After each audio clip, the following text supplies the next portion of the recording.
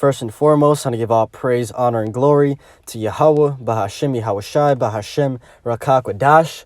Yahweh is who this world ignorantly calls God. Yahushai is who this world ignorantly calls Jesus. Bahashem means in the name, Rakah means spirit, and Kodash means holy. That's on the Paleo Hebrew. I also want to give double honors to the elder bishops and apostles of Great Millstone that taught me this truth. Today I want to make a quick lesson going into, as it says right here, this brother GMS Vegas sit-downs posted this video of two Republican congressmen confirm what we've been taught concerning UFOs, angels, and chariots. Okay, and here it is. The cat is out the bag. The cat is out the bag. And these military high personnel people, they're exposing the truth. All right, these people up top, they know what it is. Okay, the other day, or actually a couple months ago, I was watching this show on Netflix. It was called UFO something. Okay, in the first couple minutes of the show, you have this Edomite talking about how the UFOs are angels. And he starts going into scripture, right? He goes into Ezekiel, first chapter. Okay, Zechariah 5, which I'm going to get that. Okay, and he's pretty much tying the comparisons. You also have this other guy, right, which he didn't believe in it at all. Okay, and he went on a mission to disprove it. He was going to write a book to disprove that the so-called UFOs are not angels. And throughout all his journey of him trying to disprove, okay, he came to the conclusion that, damn, these vehicles are actually angels, right? Through so much research and proof, he wasn't able to contradict it, right? He himself was convinced because there is no other answer, right? And it's all biblical. Let's prove it. Let's watch this video real quick, though. Tennessee Representative Tim Burchett, who has been a vocal advocate for increasing transparency from the government when it comes to identified flying objects. Thanks so much for being here. Thank you for having me, ma'am. It's my pleasure. Thank you. The latest report shows the government cannot explain 171 of these sightings. What do you think those could be? Well, I've been a believer in the phenomena for a long time. I'm a Christian. I'm not a very good one. I read my Bible, and first chapter of Ezekiel is pretty clear of a UFO sighting. Of course, it's written from King James Version and it's translated from earlier words. But the reality is, as you're seeing on the screen right now, that is something that is it is defying any of our capabilities at all. If you were a human and make the turns that have been seen in some of this footage, you would literally turn into a ketchup package. I mean, you would be gone.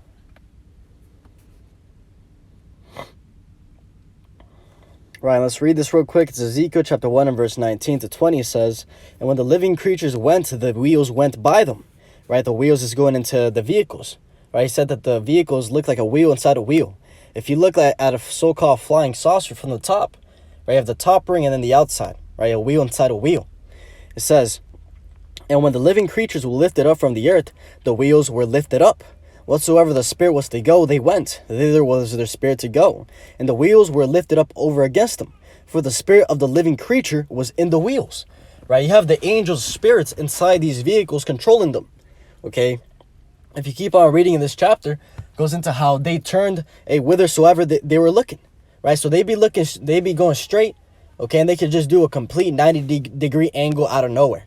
Okay, they don't have to turn their physical bodies like we do, right? They're completely on a different dimension. Let's keep watching this.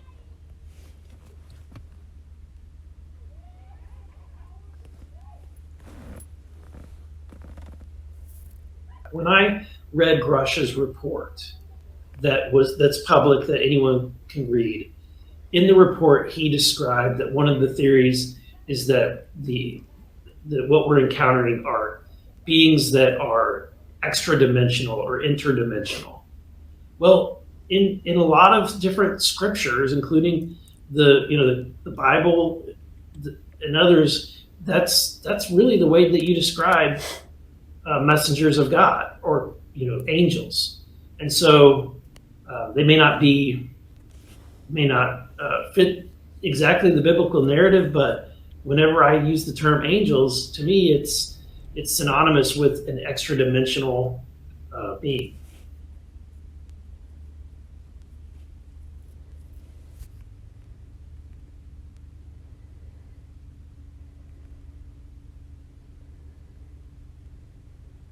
right? Because, hey, Jude chapter 1 and verse 14, it says, and Enoch also, the seventh from Adam, prophesied of these, saying, behold, Yahweh cometh with 10,000s of his saints, to execute judgment upon all, and to convince all that are ungodly among them of all their ungodly deeds which they have ungodly committed, and of all their hard speeches with ungodly sinners have spoken against him. Right? Hey, when Yahweh Shai comes back, hey, he says that he's coming back the same way he left. Right? Let's actually get that account, and we'll start moving from there. That's in Acts, the first chapter.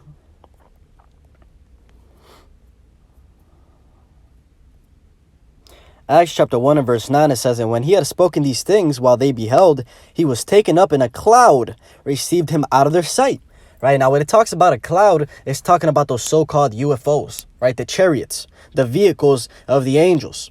It says, and while they looked steadfastly toward heaven as he went up, behold, two men stood by them in white apparel, which also said, ye men of Galilee, why stand ye gazing up into heaven? This same Yahweh Shai, which is taken up from you into heaven, shall so come in like manner as ye have seen him go into heaven. Right, so the same way he dipped in that so-called UFO, right, he's coming back in one.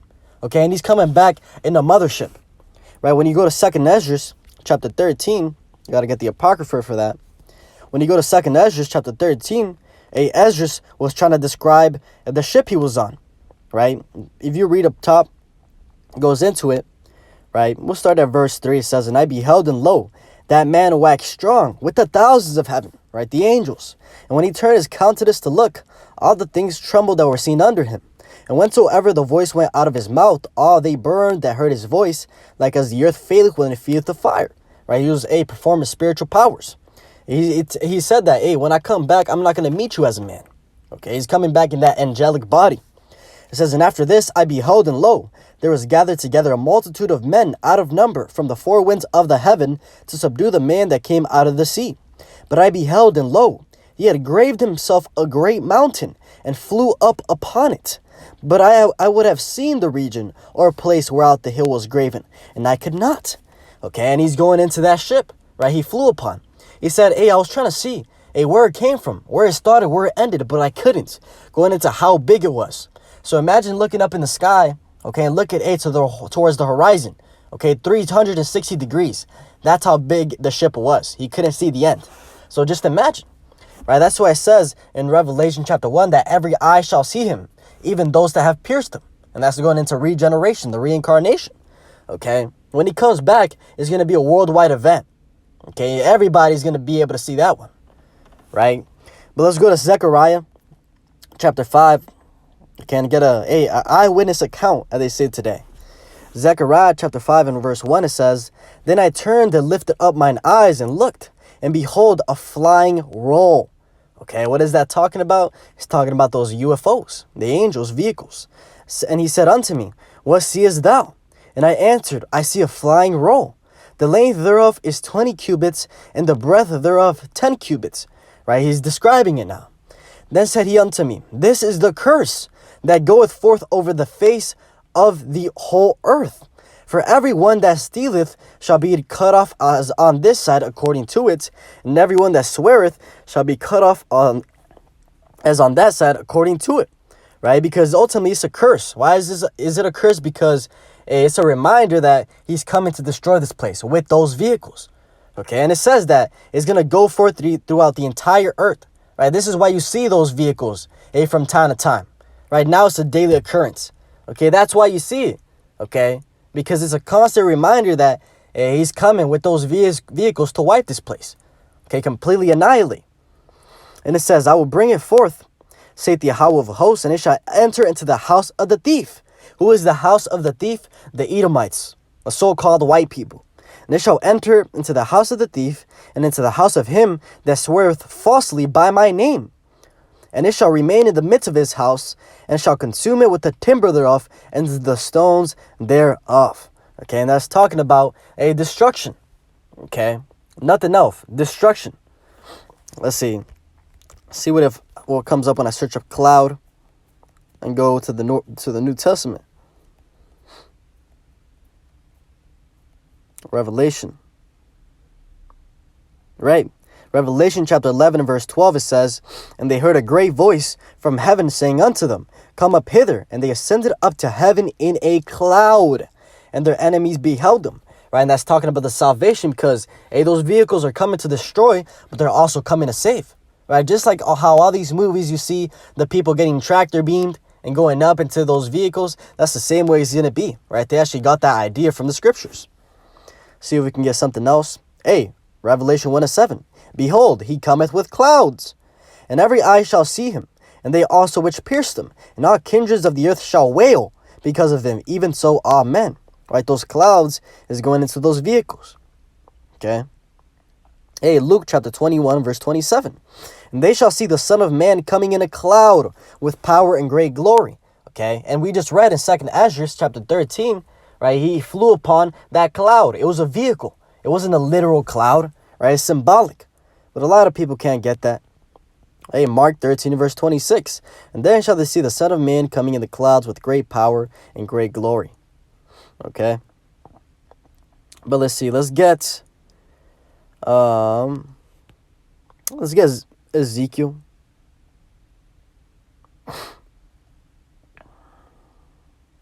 Actually, let's get Psalms.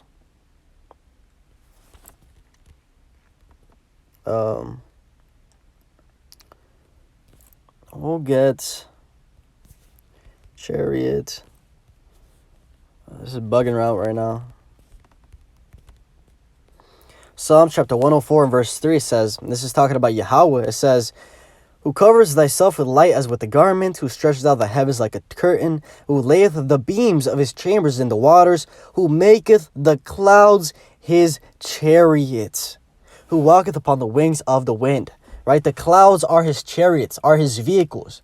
Okay? It is going into those so-called UFOs. Okay? It's very, very simple if you really understand it. All right, but I want to go to Ezekiel, the 1st chapter, and get the account of what that guy was reading. Ezekiel chapter 1 and verse 17.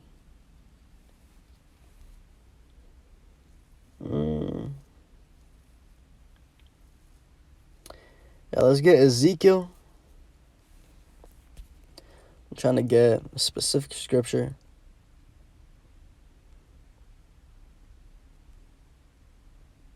Right. Ezekiel chapter 1 and verse 15, it says, "Now as I beheld the living creatures, behold, one wheel upon the earth by the living creature with his 4 faces.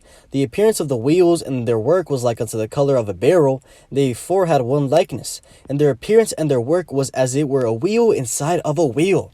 Right? Imagine a flying saucer from the top. "And when they went upon their 4 sides, and they turned not when they went." Right? So, hey, when they looked this way to the left, right, they could just be going completely diagonal, like I said. "As for their rings, they were so high that they were dreadful, and their rings were full of eyes round about them 4, right, going into the lights, right, that they have. "And when the living creatures went, the wheels went by them, and when the living creatures were lifted up from the earth, the wheels were lifted up. Whithersoever their spirit was to go, they went, thither was their spirit to go, and the wheels were lifted up over against them, for the spirit of the living creature was in the wheels." Okay? The angels are the ones that are controlling those vehicles. Okay? And they are coming to destroy, completely wipe out everything, all the wicked. And let's actually get a scripture dealing with that. Ezekiel chapter 9 and verse 4 says, "And Yahweh said unto him, Go through the midst of the city, through the midst of Jerusalem, and set a mark." This is a spiritual mark, not the mark it talks about in Revelation chapter 13 and verse 16. "And set a mark upon the foreheads of the men that sigh and that cry, for all the abominations that be done in the midst thereof." Right? And those men are going to be the elect, the ones that are complaining about the wickedness that's going on here. And it says, "And to the others he said in mine hearing, Go ye after him through the city and smite. Let not your eyes spare, neither have ye pity. Slay utterly old and young, both maids and little children and women. But come not near any man upon whose is the mark. And begin at my sanctuary." Then they began at the ancient men which were before the house. Right? And that's talking about those angels coming to wipe. Okay? But the elect are going to be untouched. And ultimately, they're going to go into those chambers. We'll finish with that. I think that's Isaiah chapter 26 and verse 20. It says, "Come, my people, enter thou into thy chambers." Right? What are the chambers? The chambers of those vehicles. Right? When we go up into that cloud. "And shut thy doors about thee. Hide thyself as it were for a little moment until the indignation be overpast." Right? Because we're going to be able to escape this destruction because we're going to be in those vehicles. Lord willing, I'm a part of that number. It says, "For behold, Yahweh cometh out of this place to punish the inhabitants of the earth for their iniquity. The earth also shall disclose her blood and shall no more cover her slain." Right? Yahweh Ba'ashem Yahweh Shai, he ain't playing. And he's coming to judge. He's coming to kill. And he's ultimately coming to set forth justice. Hey, hopefully this was edifying. Just a quick video, getting that information out. Hopefully this was edifying. With that, I want to give all praise, honor, and glory to Yahweh, Ba'ashem, Yahweh Shai, Ba'ashem, Rakak Wadash, and double honors to the elder bishops and apostles of Great Millstone that taught me this truth. Shalom to you, like Shalom.